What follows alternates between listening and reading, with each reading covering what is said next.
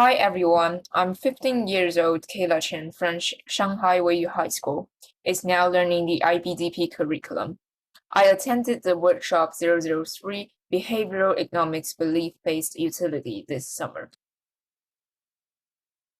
My research topic is Paying the Pink Tax, Preferences for Women's Products, with the hypothesis females who receive positive comments on their appearance less frequently from people surrounding them are more likely to purchase more products with a pink tax. I choose this topic because I also love to focus on gender inequality or gender differences besides economics. In behavioral economics, I can see more differences between genders, especially combined with psychology because different genders have different thinking methods. The pink tax is a really serious social problem currently prevalent.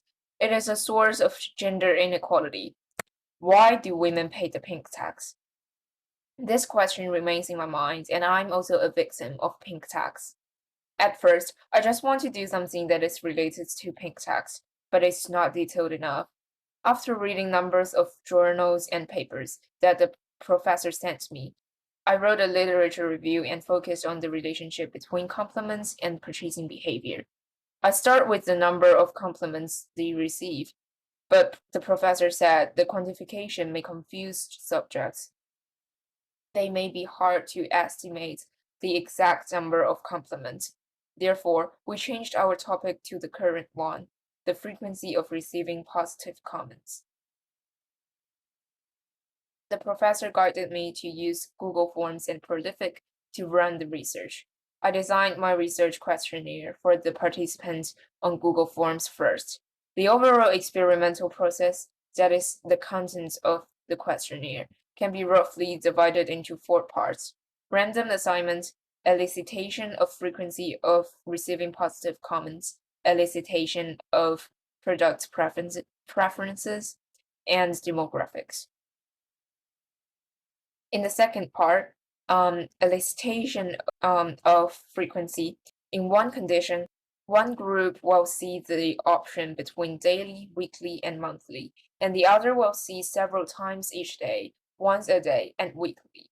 Then the participants in the two sample groups will be divided into 3 categories: high probability, medium probability, or low probability of receiving positive comments about their appearance corresponding to the hypothesis.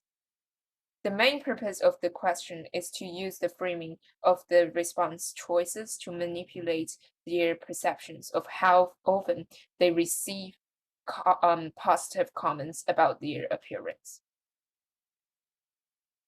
In the third section, subjects have to choose the product they are more willing to purchase. There is a question examples in this slide. The total number of choosing questions is 5. The 2 choices are similar, but one of them is subject to the pink tax, that is labeled as for women, but with higher prices than more for similar competing products. Then I posted my hypothetical choice questionnaire on the Prolific platform. I received a total of 206 responses. The professor helped to put those data into Excel and then organize and analyze them. The t-test and z-test were used in the research. The professor gave me a lot of useful statistical techniques. Subjects in Group 1 have the option daily, weekly, and monthly. In this condition, the average number of products with pink taxes that each woman will purchase is close to 3.843. In another condition with the options several times each day, once a day, and weekly, the average will be 3.888. The standard deviations of each group are 1.242 and 1.14 respectively. With the t-test, the p-value is estimated to be 0.791. Therefore, these 2 groups are not significantly different from each other. The average is basically the same, so the framing manipulation appears not to affect people. In Group 1, the number of subjects who receive compliments on their appearance weekly is the sum of the weekly and the monthly response frequencies, close to 71.26% of the Group 1 participants. In comparison, Group 2 has far fewer participants reporting at most weekly compliments, which is 58.26%. The z-test is used here to compare the proportions. The result comes out with a p-value of 0.57, which is marginally significant, indicating that the framing manipulation might slightly work, but not as clearly as hoped. This bar graph indicates the average of the women's products that subjects chose in Group 1 in each frequency category. In the order of daily, weekly, and monthly, the average are 3.852, 3.857, and 3.815. However, there are still no significant differences observed. In this figure,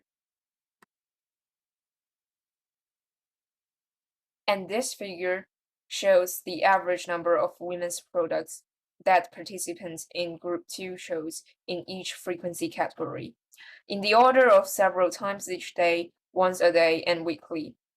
The averages are 4, 3.737, and 3.881. This group of data has a slight difference, but it is not significant. The average number of women's products they chose is large in each category.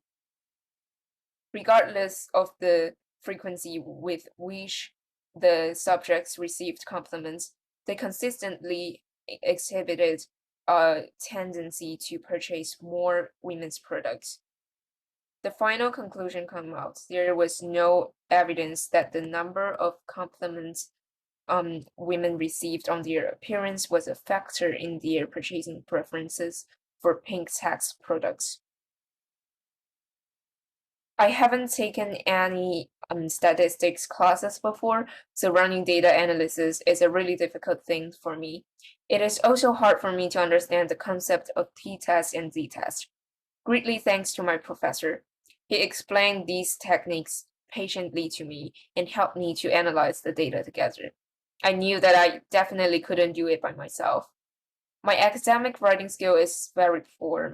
The professor and the editor from Eureka helped me to address a lot of expressions. I owe everyone who has helped a deep debt of gratitude. I can't only pick one takeaway from this workshop. I gained so much during this workshop.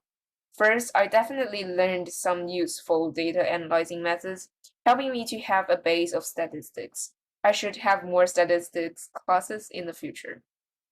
Moreover, I acquired bunches of academic expressions during this period, making my article more accurate, formal, and clear. Last but not least, my English level improved a lot. As a non-native speaker of English, completing this workshop requires me to do English outputs every time. This workshop effectively improved my spoken and written English levels. Now I have a more advanced ability to do some academic research. I will practice my academic writing skills more to make it better. This ability also benefits my other projects' outputs. It is a lifelong benefit. I plan to take more statistics classes to better apply those statistical techniques. Thanks for listening.